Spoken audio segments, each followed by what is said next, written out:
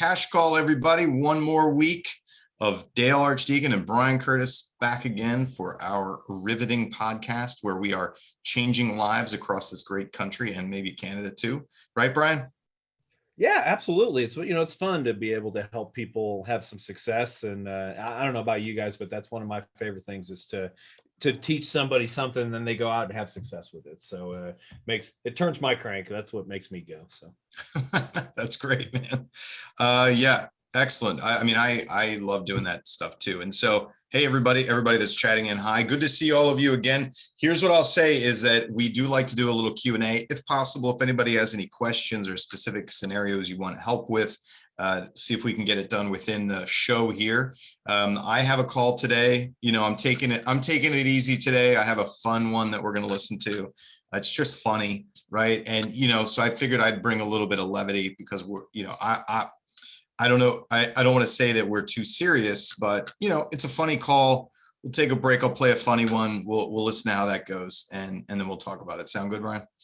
That sounds fabulous. And I've got two things. Like, I'm not sure if you saw the message, but someone emailed us and asked a question. So I just actually remembered that I had read it and prepared for it. But so we'll answer that question, and then if we have time, then I've also brought a call today that it's not funny, but I've also brought a call today. So did I miss so we had an email question? Yeah, I'll forward it over to you here. So sorry about that. I probably should have done that earlier. I just forgot. Oh, no problem. Yeah, that'd be great if you want to read that. I didn't know we had an email.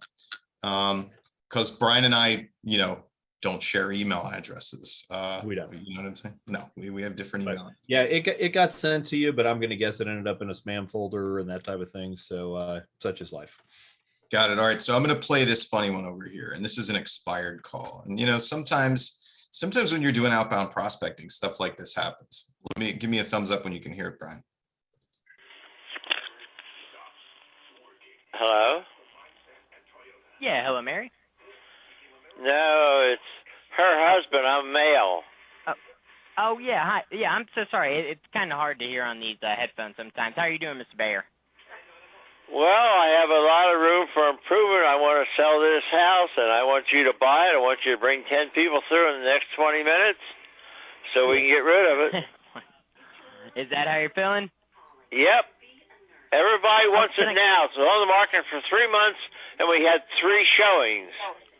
Now people all come out of the woodwork somewheres and have customers just biting at the bit to buy it.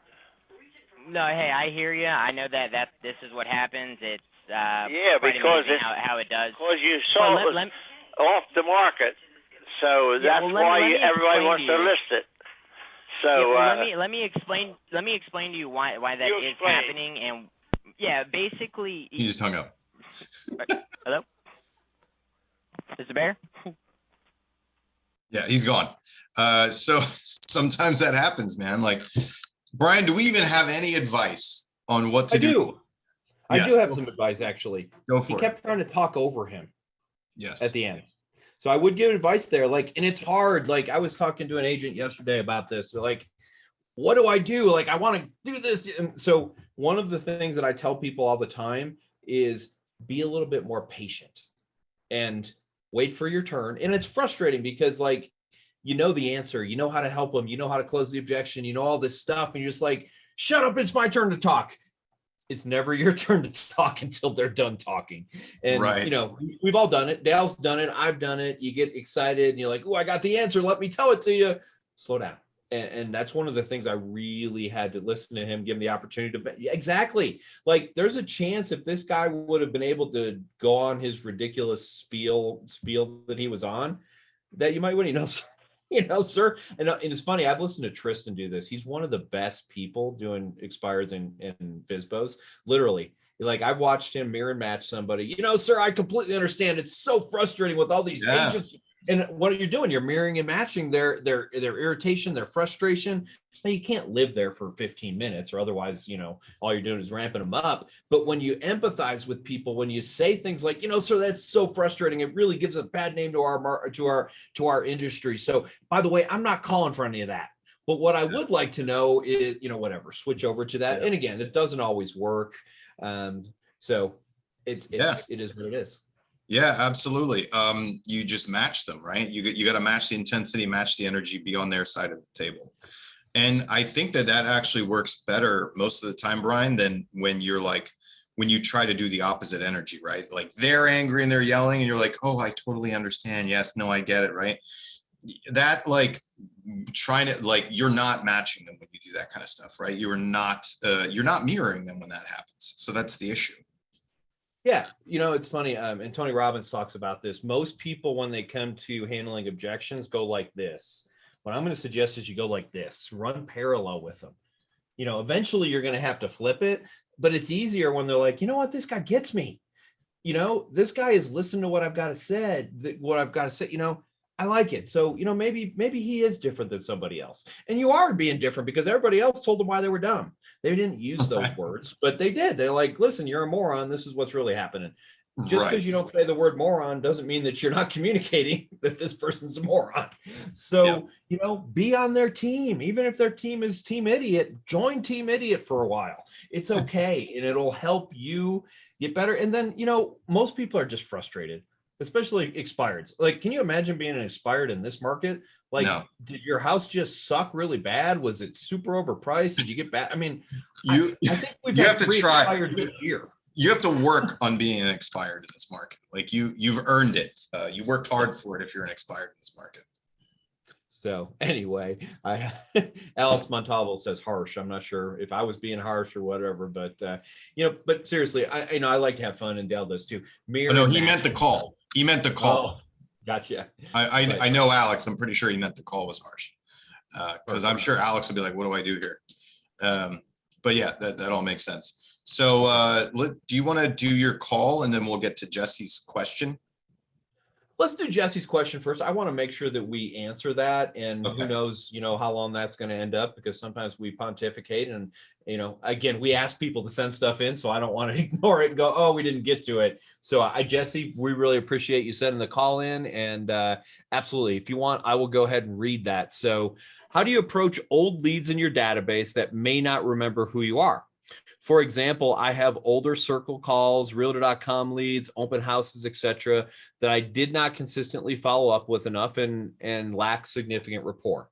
Is there an intro script or rapport building method to quickly earn credibility and trust? We had spoken about buying or selling real estate. Just following up was what his question was. So that was that. And so I did the reading, Dale. I'll let you kind of start off, and I've got some thoughts on that as well. Yeah, so I would say first off, the example that Jesse gave in here, asking, is there a method to quickly earn credibility or trust instead of just saying, we once had spoken about you buying or selling real estate, just following up. That message in and of itself is very generic. We had once spoke about buying or selling real estate, just following up. Too generic. It needs to be real specific. And just like when we do any sort of scripting with leads, it needs to be who I am, why I'm calling you, and what I want to know. And so what I would say is that, let's say circle call leads, right? Sure. I'll give you a script for that one, but be specific. Like I spoke to you one day in the neighborhood about people moving in to see if you knew any sellers. You didn't. Here's what I want to talk about, right? Realtor.com leads. Brian, looks like you inquired about a specific property on Realtor.com a long time ago. Here's what I want to know today, right? So I'm going to make it real specific about the action that you took or type of lead that you are. The other thing I would say is put a lot of energy into it, right? Make it sound like you're happy to talk to them again. So when you talk to a friend that you haven't talked to in a long time and you're excited about it, you sound different, right? So let's say that you are an old Realtor.com lead. Okay, Brian? Great. I'm calling through my system. You have no clue who I am, right? Ring, ring. Hey, this is Brian. Hey, Brian, it's Dale Archdeacon from Whatever Realty, man. How are you?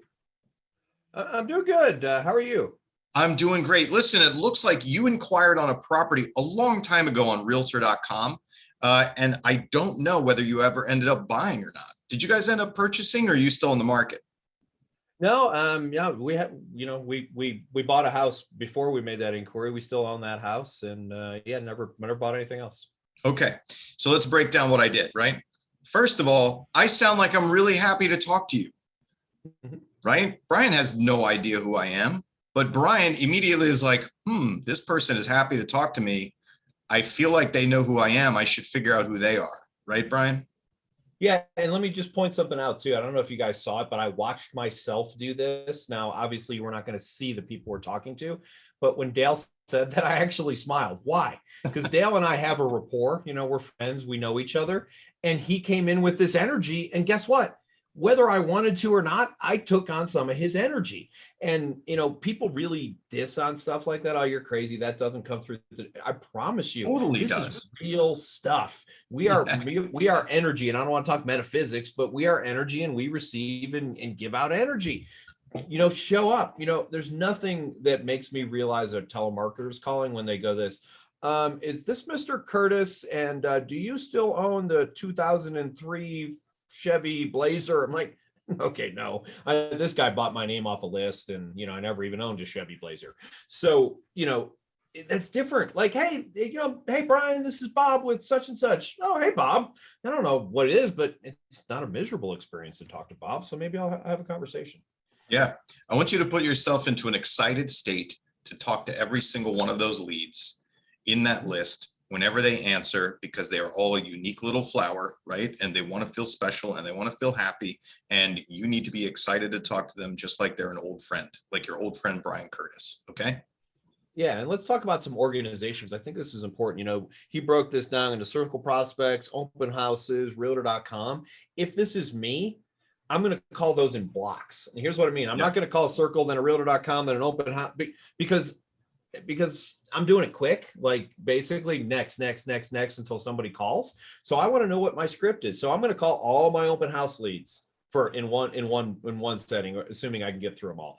Then all my realtor.com leads in a different setting. Then all my circle. Why? Because I've got the script and I've got the motion. I've my brain. I go, hey, it's Brian. I'm reaching out to you because you made an inquiry on realtor.com a couple of years ago. We're just following up with everybody, make sure that we didn't drop the ball. With that in mind, did you guys ever end up purchasing a new property? Right. Bam. Yeah. That's the other part that I want to point out to Jesse, who asked the question, and everybody else. Notice in our intro script, it's this is who I am. This is why I'm calling you, the action that you took, the specific action you took, or how I know of you. And both Brian and I added in a long time ago, or several years ago, or several months ago, or whatever it is, because when you put that in there, you want to make it okay that they don't remember. You're pointing it out, right? It's going to be unlikely you're going to remember doing this because it was a long time ago, or several months, or several years, or whatever it is. And then we go on to ask what we want to know. And I don't know if you guys heard that we used to call it the 9-word script. Just calling to make sure I didn't drop the ball. I don't know if that's actually 9 words or not, but it's close. Why am I saying that? Because about 30% of the time, people will apologize to you. It's insane. Like, hey, just calling to make sure I didn't drop the ball. Oh man, I'm so sorry. I've seen you've called me a couple times. I never called you back. They're apologizing to me and I'm telemarketing them. It's actually a pretty powerful thing. There's a question in our Q&A that kind of goes along this, and I think it's a good question. It's an unfortunate question, but I think it's a good one. And that's, how about leads that you've never called, but they're 3 to 5 months old? Would you use this if you've never spoken as well? So yeah, first of all, Charles, the first step to recovery is admitting that you have a problem, that you have leads that you didn't call who are 3 to 5 months old. So hopefully you are the team leader, and if you have a team leader, they don't watch this. So yeah, I would. So let's say that Brian is a lead that I've never called. And listen, it happens to all of us, Charles. I'm messing with you. It does happen to all of us. Okay. Juanita wants to know how she could do coaching with us. But I did reply to you, Juanita, so I just want to make sure you know we didn't have the right cell number, but it still happens to all of us that we might not get back to them. So let's say that Brian is a lead I didn't reach out to, and I might be accidentally divulging some of our tactics here, but it could sound like this: ring, ring. Hello, Brian. Hey, Brian, it's Dale Archdeacon with Whatever Realty. Hey, man, I want to apologize. It looks like you inquired about a property maybe a few months ago. Somehow your email got stuck in our spam and it didn't come through. Wanted to check in with you and see if you've ended up purchasing something yet or not, or if you're still in the market. Honestly, I was just looking. Didn't even know you were going to call me. Oh, okay, great. So, right, I just started out with who I am, an apology, what he did, went on, gave an excuse, and then went on to ask the question I was going to ask. And I'm not even sure you need the apology, Dale. So I don't know if you all listened to my response, but it's a pretty typical response. I didn't expect you to call me.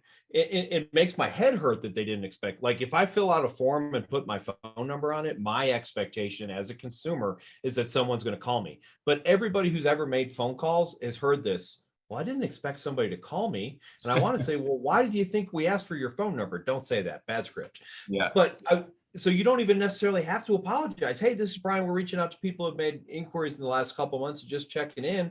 And are you guys still in the market to look? Were you just well, I just lost that. Were you just window shopping? Oh yeah, no, we bought a house last week. Or actually, Brian, that's great that you called, because 3 or 4 months ago we submitted that, we weren't thinking, but we are looking to buy. I mean, the apology's fine, but I don't even think it's necessary, to be honest. Well, let's put it this way. Depending on the lead source. So Charles also then messaged in saying, I'm a solo agent who bought a lot of Facebook leads and never called anyone, trying to master my craft now. So you don't need an apology. Those Facebook leads, do not expect anyone to call them. They don't know who you are. They have no clue. They have no expectation. Okay. Even if you have people who register on your website, right? Like pay-per-click ads. You don't need to apologize or do anything like that. They have no expectation either. The only time that I would use something like that is if, let's say, someone specifically reached out on your listing, like via Zillow or via your sign, or called in and wanted to talk to you about the property. In that case, I would use something like that. But otherwise, to your point, Brian, those other lead sources have no idea who you are and weren't expecting a call at all. And so you can do what Brian said, which is just go straight into it. And every once in a while, someone will say, well, hell, I called you 3 months ago. You never called me back. And I'm sorry. I apologize. Not perfect. I do try and return every single phone call, but I guess I messed up. So, by any chance you give me a little bit of grace and give me a couple minutes to chat with you? Yeah. People do it. Like, no, I'm an asshole, I'm going to hang up. I mean, no one's going to say that. They might hang up, but no one's going to say, nope, you're screwed forever. It's funny. I think one of the things that's very interesting about humans is we remember all the bad stuff. But if you really looked at the last 100 conversations that you've had, maybe one of those, somebody was a jerk to you. The other 99, I'm not saying they all purchased and worked with you, but they weren't jerks to you. So I like Elizabeth. I'm Canadian. I feel the need to apologize. LOL. I'm sorry to hear that, Elizabeth. I'm just kidding. So that's great. I'm Canadian. Let me start off with an apology. That would be fun. That's just I'm every sure conversation in there someplace. I don't have it. It was me right. You're ordering dinner at a restaurant. First, let me apologize. I'll have the steak. Perfect. All right. Well, is there any other questions in there? I want to make sure that somebody said I literally did that. Okay. We're having fun today. I appreciate everybody being here today. Let's talk about what a Facebook lead is real quick for a second. So the majority of you are doing, if you're doing Facebook leads, probably doing what we call lead ads. And I just want people to understand what that means. That means that you have a Facebook account. Somebody else has a Facebook account. Most people have their name, phone number, email address inside of Facebook. And when you click on that, they don't ask you to say, hey, Dale, would you please give us your name, phone number, and email address? They say, click here. It's going to fill out the form for you. That's why lead ads work, because of the fact that I don't have to type in 479, blah, blah, blah, blah, blah. I just hit one button and it uploads all my information. To Dale's point, though, that person's not expecting a phone call. So understand that when you go into those leads, like if somebody goes, well, I didn't know you were going to call me, man, I'm really sorry to bug you. One of the things that we, try and do is just make sure that everybody gets reached out to in case they need our services. We don't want to, have somebody fill out a form and then just feel like they got ghosted by us. So I apologize for interrupting you, but, by any chance, would you just have a couple of minutes to answer a couple of quick questions? So understanding how the lead source works, I think, is an important thing, because you have different scripting when you're going into that. Somebody calls about a realtor.com lead, I'm going to ask them if they want to make an appointment. If somebody just visits my website, it's going to be a little bit softer. Yeah. The Facebook quote leads, I don't even think, for the most part, they shouldn't, they're not really leads, right? These people aren't generally trying to do anything with us or having, have a conversation or even inquire about anything about real estate. It's like you're just, going fishing and, the fish wants a little taste of the bait you have, but they didn't intend to jump in your boat. Do you know what I mean? I do, and there's a guy over at Street Text that says this all the time. He says that we are doing interruption marketing, and I think that's true. Like, nobody logged on to Facebook to find a house; they logged on to Facebook to look at cat pictures or be political or whatever things people do on Facebook, and they just happen to scroll by your ad and they're like, "Well, that's pretty." Click, click, click, and that's what Facebook's all about, right? But I can tell you they work. I've got a pair of pants that I bought a couple months ago on Facebook. Like, I was like, oh, those are cool looking, and I literally bought a pair of pants. And, the belt that I wear, which I absolutely love, I found that on a Facebook ad, so I know it works. It's a real thing. So don't feel like it doesn't work, but also understand. But notice what you said. You said, I bought a pair of pants. You didn't have the intention of buying pants when you were on Facebook, right? So you were able to make an impulse buy there, right? But yeah, our business is different. You don't typically impulse buy real estate. Do you know what I mean? So yeah, do we want to impulse look at pretty pictures of a house? Yes. That doesn't mean that we're buying anything or that we're in the state of buying or selling anything in that moment. So people just, agents working those leads need to understand that. Well, and this is why I think it's important. If your only lead source is Facebook leads, then you better be buying hundreds and hundreds a month. And I'm not even being facetious there. That's really what I mean by that. Right. Or most people, that I'm coaching to, and Dale's probably coaching to the same thing, is let's buy some right now leads and then let's buy some nurture leads. Facebook leads, when you look at return on investment, if you actually do a good job with those leads, put them on drips and follow up with them, they're probably your absolute best leads. Why? Because I paid $3 for them.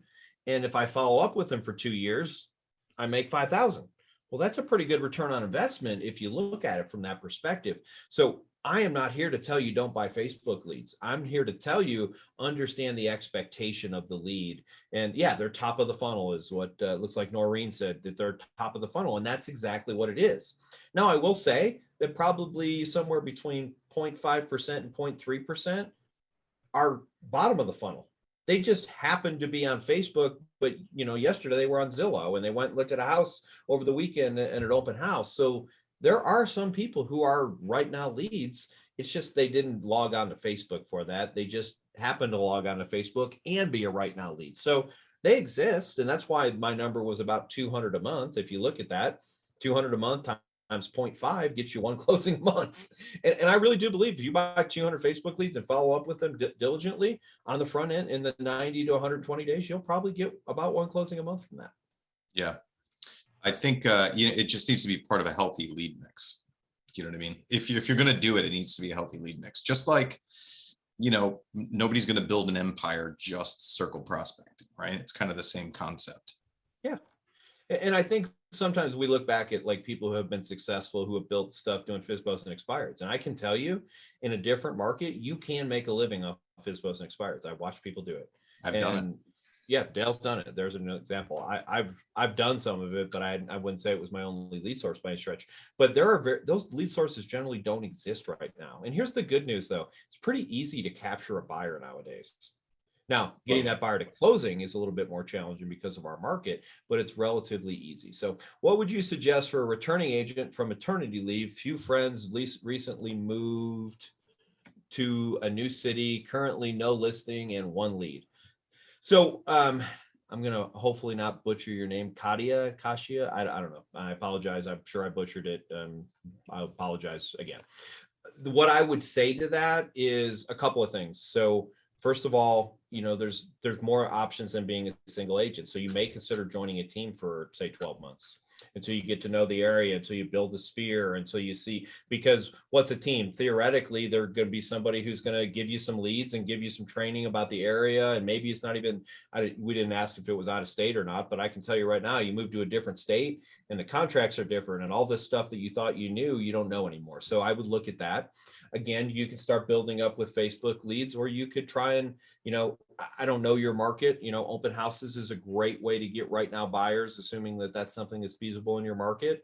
And then, you might look at some of those portal leads. And I know a lot of people are very anti-portal lead, but if you don't know anybody to do that, you got to buy some right now leads. So those would be the things that I would look at. I would look at potentially joining a team, starting some prospecting over time, and then potentially some right now leads. Yeah, I might even attempt to be a showing agent. See if there's anyone in your market who wants to utilize a showing agent so that you can get out there, you can put a little bit of cash in your pocket, and you can be networking with other agents in your markets who, maybe you can find a position on a team, maybe you can get some referral business, maybe, they don't want to take the under whatever dollar figure leads, and they'll be willing to send them to you for a referral fee. So there's a lot of business to be had when business is being done. You just need to turn over rocks and be creative about the way that you find the business. Absolutely. I can tell you right now, if you're in my market, give me a call. I'll hire you today. As long as, well, and here's, that's a joke, but it's not. Here's what I mean by that. I am not remotely unique in that as a team leader. Every team leader in America who's got a high producing team is looking for more agents. So I'm not in British Columbia, but every one of those people are. So I think Justin Havers up there, I guarantee you talk to Justin. So yeah. I've got some clients in that area too that are always looking to bring hustlers on the team. So yeah, because what's my criteria? I'll just tell everybody, this isn't a big secret, that you're coachable and that you're motivated. I don't care about anything else. Coachable and motivated. I can teach you everything else. Our system can teach you everything else that you need to know to sell real estate. That's the people who are successful on our teams, plain and simple. It's not somebody who's got 150 IQ and knows the market and all that kind of stuff. Those things are great. But, if I have the absolute best scripts, I'm the absolute best agent in the world, but I never make a phone call, then what good is it? So motivated and coachable is basically my criteria for you joining my team. Yeah. Excellent. All right, everybody. Thank you for chatting in the questions and everything. Brian, we didn't get to your call today, but I think everybody got a lot of value out of this. We have a bunch of people listening live to this. Just wanted to let you guys know you can find all the replays to Cash Call on our YouTube channel, Smart Inside Sales. They're all there. And love seeing everybody. We'll see all of you next week.